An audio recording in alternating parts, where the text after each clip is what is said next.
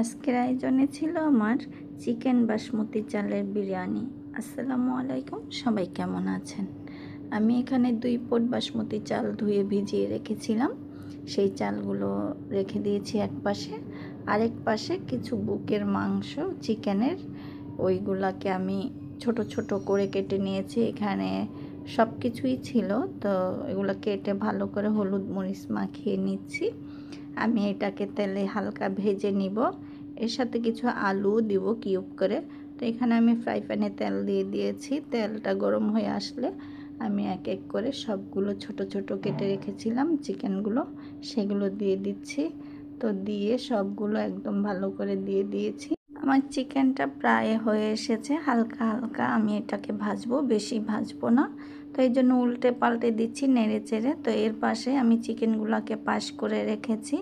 এর মধ্যে কিছু আলু কেটে রেখেছিলাম, সেই আলুগুলোও দিয়ে দিয়েছি, হালকা ভেজে নিব। তো এখানে আমি একটু লবণ, একটু হলুদের গুঁড়া দিয়ে দিয়েছি আলুটা ভালো সুন্দর একটা কালার আসার জন্য। তো এখানে আলুটাকে আমি নেড়ে নিয়েছি, নেড়ে তারপর এটাকে ভেজে নিয়েছি। এর মধ্যে একটা ফ্রাই প্যানের পাতিলে আমি তেল দিয়ে দিয়েছি। দিয়ে তেলটা গরম হওয়ার জন্য এখানে কিছু পরিমাণ আমি পেঁয়াজ কুচি দিয়ে দিয়েছি, প্রায় আধা কাপের মতো হবে। আর এখানে সব ধরনের গরম মশলা তেজপাতা নিয়ে নিয়েছি। আমি পেঁয়াজটাকে হালকা ভেজে তারপরে গরম মশলাগুলো দিয়ে তেজপাতা দিয়ে একটু নেড়ে চেড়ে নিয়েছি। এর মধ্যে আমি এখানে আদা রসুন বাটা, পেঁয়াজ বাটা দিয়ে দিয়েছি। দিয়ে আরও একটু নেড়ে নিয়েছি, মশলাটাকে ভাজা ভাজা করে নেব। তার মধ্যে আমি এখানে সব ধরনের গরম মশলা দিয়ে দেব। তো এখানে আমি বিরিয়ানির মশলাটা দিয়ে দিলাম, আর মরিচের গুঁড়া দিয়ে দিয়েছি, জিরা ধনিয়ার গুঁড়া দিয়ে ভালো করে একটু স্বাদ মতো লবণ দিয়ে দিয়েছি। দিয়ে একটু পানি দিয়ে মশলাটাকে কষিয়ে নেব। কষিয়ে একটু নেড়ে চেড়ে নিচ্ছি। তো আমার মশলাটা প্রায় কষানো হয়ে এসেছে। এর মধ্যে আমি আমার যে চিকেনগুলো ভেজে রেখেছিলাম সেগুলো দিয়ে দিলাম আলু সহ একসাথে। দিয়ে আমি এটাকে ভালো করে কষিয়ে নিব একদম বিরিয়ানিটা রান্না করার জন্য। তো আমার মশলার মধ্যে প্রায় আমি চিকেনগুলো কষানো হয়ে এসেছে। এর মধ্যে আমি ঢাকনা দিয়ে ঢেকে দিয়েছিলাম। তো ঢাকনা উঠিয়ে আরও একটু নেড়ে নিচ্ছি। এর মধ্যে একটু টমেটো সস দিয়ে দিলাম। তো আমি টমেটো সসটাকে ভালো করে দিয়ে তো একটু নেড়ে চেড়ে নিচ্ছি সাদা আসার জন্য। এর মধ্যে আমি একটু সয়া সসও দিয়েছি। তো আমার এই যে বাসমতি চালগুলো আমি ছেঁকে রেখেছিলাম, সেই বাসমতি চালগুলো দিয়ে দিলাম।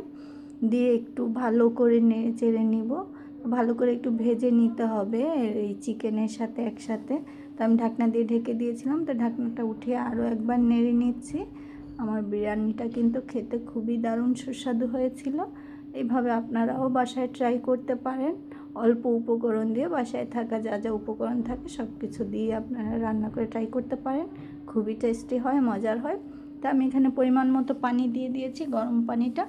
এর মধ্যে ঢাকনা দিয়ে ঢেকে দিয়েছি। ঢাকনা যে ছিদ্রটা ছিল সেটা কাগজ দিয়ে বন্ধ করে দিয়েছি। তো ঢাকনা উঠিয়ে আমি দেখতেছি আমার বিরিয়ানিটা প্রায় বলকে এসেছে। তা আমি একটু নেড়ে চেড়ে দিচ্ছি আর দেখতেছি চালটা সিদ্ধ হতে কতক্ষণ লাগবে। তো আমার পানিটা প্রায় শুকিয়ে গিয়েছে। তো একটা চুলার মধ্যে তাওয়া গরম করে আমি তাওয়ার উপরে এটাকে ভাপে রাখবো। তো কিছুক্ষণ ভাপে রাখতে হবে, তাই আমি তাওয়াতে বসিয়ে এটাকে একটু পর পর নেড়ে দিচ্ছি আর দেখছি আমার বিরিয়ানিটা কতটুকু হয়ে এসেছে। আমার বিরিয়ানিটা প্রায় হয়ে এসেছে, অনেক সুন্দর ঝরঝর হয়েছে। তো এটা নামানোর আগে আমি একটু ঘি দিয়ে দিলাম, প্রায় 2 চামচের মতো ঘি দিয়ে আর একটু নেড়ে নিলাম। আমার ভিডিওটা আজকে এই পর্যন্ত। আমার বিরিয়ানির রেসিপিটা কেমন হয়েছে, বাসমতি চালের চিকেন বিরিয়ানি, সবাই কমেন্টে জানাবেন। আজকের ভিডিওটা এই পর্যন্ত। সবাই ভালো থাকবেন, সুস্থ থাকবেন। আল্লাহ হাফেজ।